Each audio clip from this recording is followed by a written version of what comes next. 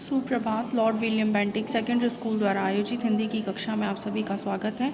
आज हम पढ़ रहे हैं हिंदी वसंत से पाठ 8, यह सबसे कठिन समय नहीं है।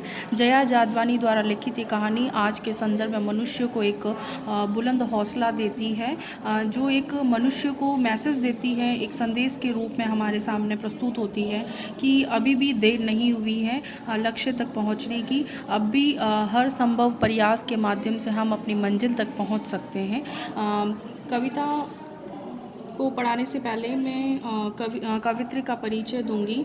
आधुनिक कविता जगत में सुप्रसिद्ध तथा महत्वपूर्ण स्थान रखने वाली कवित्री जया जादवानी का जन्म 1 मई 1959 को मध्य प्रदेश के शहडोल जनपद में कोटवा नामक स्थान पर हुआ। इन्होंने रविशंकर विश्वविद्यालय रायपुर से हिंदी में स्नातकोत्तर उपाधि प्राप्त की। इसके अलावा इन्होंने मनोविज्ञान में एमए बिलासपुर से किया। ये युवा पीढ़ी की सशक्त कहानीकार के रूप में जानी पहचानी हस्ती हैं। इनकी रचनाओं की बात करूं तो मैं शब्द हूँ इनका कविता संग्रह है, तत्वमसी इनका उपन्यास है, मुझे ही होना है बार बार इनका कहानी संग्रह है तथा पत्र पत्रिकाओं में प्रकाशित अनेक कविताएं तथा 9 कहानियाँ इनकी हैं। आइए अब हम पढ़ते हैं। यह सबसे कठिन समय नहीं है। नहीं, यह सबसे कठिन समय नहीं है। अभी भी दबा है चिड़िया की चोंच में तिनका और वह उड़ने की तैयारी में, अभी भी झड़ती हुई पत्ती। थामने को बैठा है हाथ एक, अभी भी भीड़ है स्टेशन पर, अभी भी एक रेलगाड़ी जाती है गंतव्य तक, जहाँ कोई कर रहा होगा प्रतीक्षा। अभी भी कहता है कोई किसी को, जल्दी आ जाओ कि अब सूरज डूबने का वक्त हो गया है। अभी कहा जाता है उस कथा का आखिरी हिस्सा जो बूढ़ी नानी सुना रही सदियों से।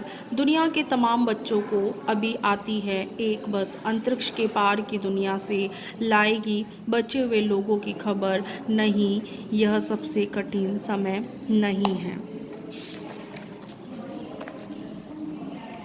कवित्री यहाँ पर ये कहना चाहती हैं कि आधुनिक युग में मनुष्य जो प्रयास करने के बाद, असफल होने के बाद वो निराश होकर के हार मान लेता है, तो उन मनुष्यों को यहाँ पर कवित्री संदेश देती हैं कि अभी भी ये सबसे कठिन समय नहीं है, अर्थात तुम प्रयास करते रहो, ज़रूर सफल होंगे। नहीं, यह सबसे कठिन समय नहीं है। अभी भी दबा है चिड़िया की चोंच में तिनका और वह उड़ने की तैयारी में है, अभी भी झड़ती हुई पत्ती। थामने को बैठा है हाथ एक। कवित्री मनुष्यों को यहाँ पर इसमें संबोधित कर रही है और संबोधित करते हुए कहती है कि यह सबसे कठिन समय नहीं है, इसलिए उसे निराश नहीं होना चाहिए। और इस बारे में उदाहरण देती हुई कहती है कि चिड़िया जो है उसकी चोंच में अभी भी तिनका जो है वो दबाए हुए उड़ने की तैयारी कर रही है, और वह इन तिनकों से क्या करेगी, घोंसला बनाएगी। और चिड़िया तनिक भी निराश नहीं दिखाई देती है इस दौरान। और पेड़ से जो पत्तियाँ गिर जाती हैं, अभी भी झड़ती हुई पत्ती, अर्थात पेड़ से जो पत्तियां गिर जाती हैं उन्हें पकड़ने के लिए भी कोई हाथ जो है वो तैयार रहता है। और मुसीबत के समय यदि आपके कदम जो है वो डगमगा जाएंगे तो कोई ना कोई सहारा देने के लिए आपको तैयार होगा। वे जो है संभालने वाले जो लोग हैं, कोई ना कोई तुम्हारी ज़िंदगी में भी होंगे और गलत मार्ग पर जाने से तुम्हें बचाएंगे और सन्मार्ग पर भी लाएंगे। अर्थात असंभव कुछ भी नहीं है, सभी कार्य संभव हैं।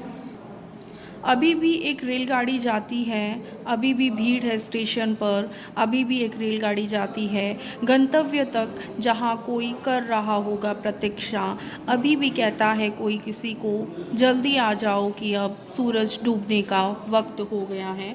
कवित्री यहाँ मनुष्य को एक आशावादी जीवन जीने का और आशावादी बनने का संदेश देती है और कहती है कि रेलवे स्टेशन पर अभी भी बहुत भीड़ है, अर्थात लोग एक जगह से दूसरी जगह पर आ जा रहे हैं। रेलगाड़ी अपने गंतव्य पर अभी भी खड़ी है और गंतव्य पर जाने को भी तैयार है, और इस रेलगाड़ी से आने वालों का इंतज़ार उनके प्रियजन जो है वो कर रहे हैं और उसकी बेचैनी से प्रतीक्षा कर रहे हैं।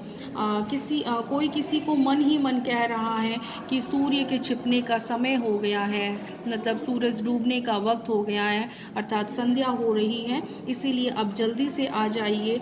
लोग अभी भी एक दूसरे के सुख दुख का ध्यान रख रहे हैं, अभी भी यहाँ पर लोग जो हैं वो सुख दुख का ध्यान रखते हैं। और ऐसे में कवित्री कहती है कि ये सबसे कठिन समय नहीं है, अर्थात ऐसे वातावरण में भी हमें सक्रिय रूप से जीवन यापन करना चाहिए। हमें अपनी निराशा को छोड़ करके कर्तव्य के पथ पर बढ़ते जाना चाहिए।